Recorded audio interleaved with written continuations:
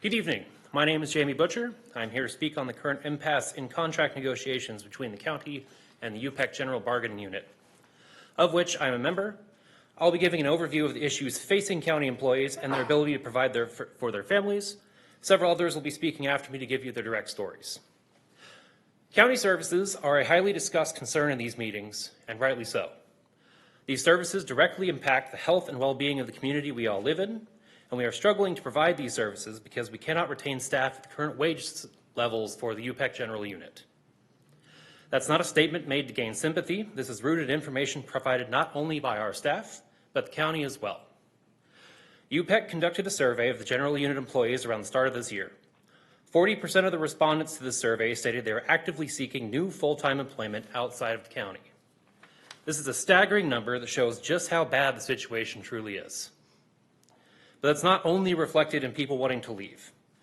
On February 15th, a press release from the county announced that the HHSA Customer Service Center would be closed on Thursdays, starting in March and through May.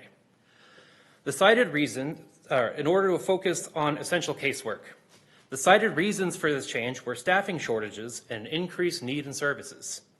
We cannot retain staff, and it directly affects our ability to provide services. Now, increasing wages is not an overnight fix, but it is a solution that the county itself has used in other departments. Unrepresented classifications in the county received the same 2.5% wage increase offered to us this year. However, this comes after there was a salary study and market adjustment that drastically increased wages for multiple key positions. Some examples would be the Assistant Director of Support Services, which received an 18% increase. Assessor, Recorder, and District Attorney received a 26% increase.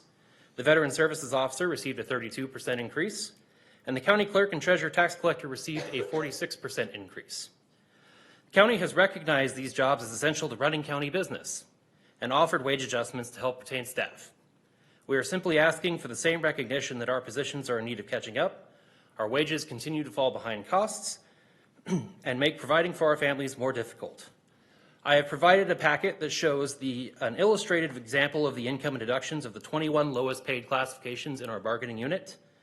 The top example is for 2022 and the bottom is for 2023. If we were to accept the 2.5% proposed for that year, after taxes, Social Security, and most drastically family insurance costs, even with that 2.5% increase, we would be taking home a full 7% less than we would the year prior.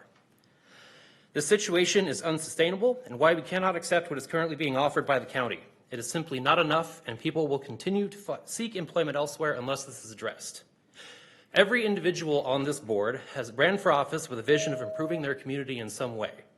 Without adequate staffing and compensation to run the essential pieces of public service done by the General Unit, those visions are impossible to turn into reality. I ask you again to reconsider your current wage proposal to UPEC General at Thursday's mediation meeting, and I further invite you to attend that meeting directly. Thank you. Thank you very much.